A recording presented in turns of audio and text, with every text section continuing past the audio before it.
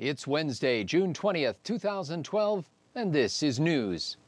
A House panel was poised today to cite Attorney General Eric Holder for contempt of Congress after an 11th hour attempt to broker a deal collapsed because Holder refused to produce thousands of documents the panel subpoenaed for its fast and furious gunwalking probe.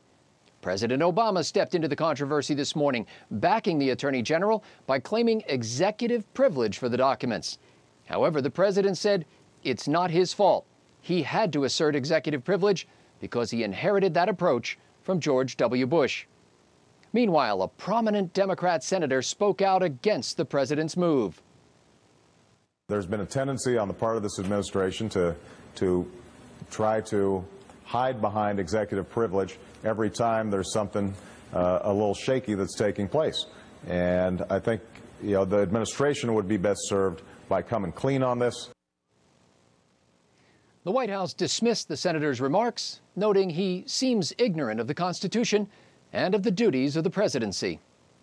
President Obama and his entourage are just back from Los Cabos, Mexico, where an economic summit of world leaders produced tangible statements of urgency. Despite a lack of agreement on concrete action steps, Obama said the G20 summit was important because he could see world leaders face to face to talk about how to solve the global financial crisis. In unrelated news, this year's G20 swag bag included a $100 gift card for Skype. Mitt Romney is said to be considering Tim Pawlenty, Marco Rubio, and Rob Portman as running mates, but nobody knows for sure who Romney favors, since his disciplined campaign team has a reputation for being tight-lipped. A dejected reporter for the New York Times said Romney was treating his VP pick as if it were a matter of national security. However, Romney said, "No, I'm actually keeping it secret." And finally today, the latest Bloomberg national poll of likely voters has President Obama up 53-40 over Mitt Romney.